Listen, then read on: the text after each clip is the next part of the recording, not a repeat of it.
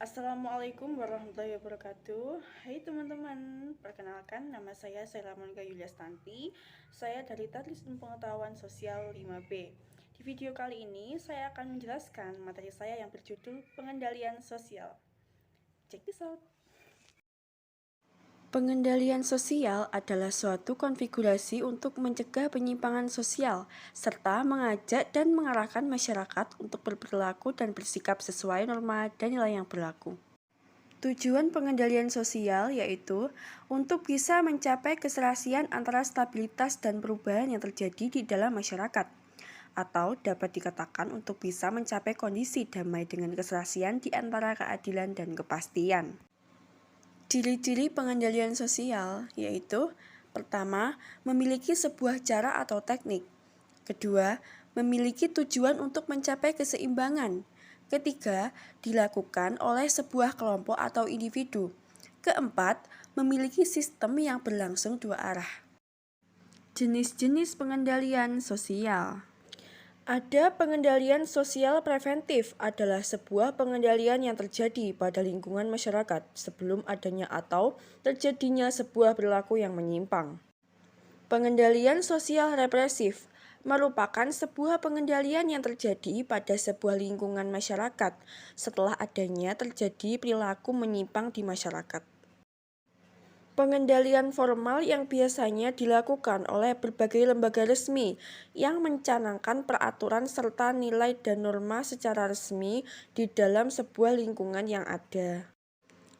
Pengendalian informal biasanya dibuat dalam sebuah kelompok masyarakat yang memiliki sifat tidak resmi serta peraturan ataupun nilai dan norma yang ada tidak tertulis. Pengendalian sosial partisipatif. Pengendalian sosial yang dilakukan dengan mengajak atau mengikutsertakan pelaku penyimpangan sosial yang sudah merubah dirinya untuk membantu memperbaiki nilai norma pelaku penyimpangan sosial yang lain.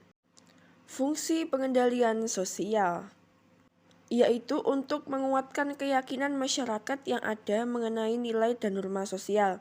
Dengan adanya penanaman serta penguatan keyakinan ini dapat secara langsung berpengaruh terhadap keberlangsungan tatanan masyarakat yang ada. Yang kedua yaitu memberikan imbalan terhadap setiap pihak yang mampu menaati nilai dan norma sosial yang berlaku pada lingkungan masyarakat. Yang dimaksud dengan imbalan di sini adalah memberikan pujian, penghormatan, serta memberikan hadiah terhadap anggota masyarakat tersebut. Yang ketiga yaitu mengembangkan rasa malu di dalam diri. Hal yang dimaksud adalah ketika seseorang pelaku penyimpangan sosial sadar akan kesalahannya, dia akan malu untuk mengakui kesalahannya dan harga dirinya menjadi turun. Selanjutnya yaitu mengembangkan rasa takut di dalam diri ketika seseorang memiliki rasa takut untuk melakukan sebuah perbuatan atau hal yang dapat menimbulkan resiko, mendapatkan konsekuensi secara tidak langsung, maka akan membuatnya tersadar untuk menghindari hal-hal tersebut.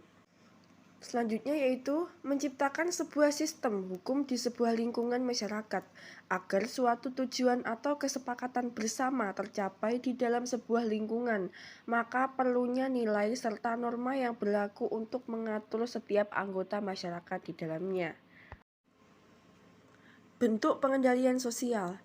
Dalam kehidupan masyarakat, terdapat berbagai macam bentuk dari pengendalian sosial yang dapat dilakukan atau dilihat. Berikut beberapa bentuk dari pengendalian sosial. Gosip. Bentuk pengendalian sosial yang pertama adalah gosip, atau yang sering disebut juga dengan desas-desus, merupakan sebuah perilaku bertukar informasi yang dilakukan oleh seseorang tanpa adanya bukti konkret yang jelas mengenai sebuah peristiwa ataupun perilaku negatif. Teguran.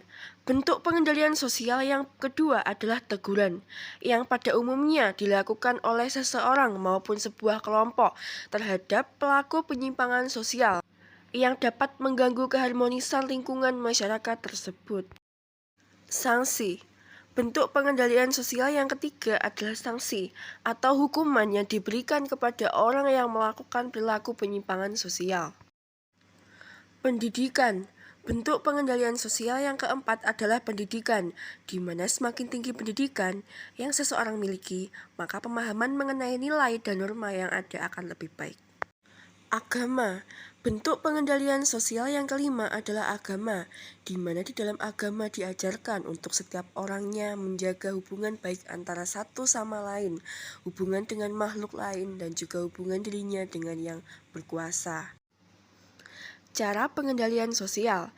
Berikut ini adalah beberapa cara yang dapat dilakukan untuk melakukan pengendalian sosial di sebuah lingkungan masyarakat. Pengendalian sosial persuasif, di mana dengan menggunakan cara ini tidak adanya kekerasan terhadap pelaku penyimpangan sosial, namun cara yang digunakan adalah menasihati dan memberikan himbauan. Pengendalian sosial koersif, terjadinya sebuah paksaan maupun kekerasan kepada pelaku penyimpangan sosial, baik dalam bentuk fisik maupun psikis. Hal ini seringkali dilakukan oleh pihak yang berwenang ketika sudah tidak memiliki cara lain untuk menyadarkan pelaku tersebut.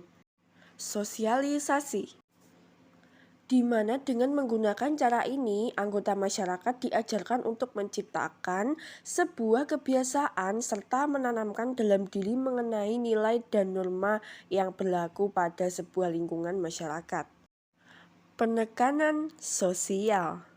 Dengan melakukan ini, diharapkan sebuah lingkungan masyarakat dapat menanamkan dalam diri nilai serta norma yang ada pada setiap individu agar dapat hidup berdampingan dengan baik.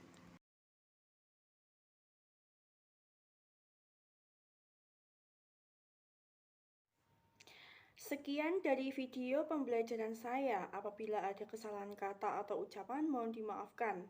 Terima kasih. Wassalamualaikum warahmatullahi wabarakatuh.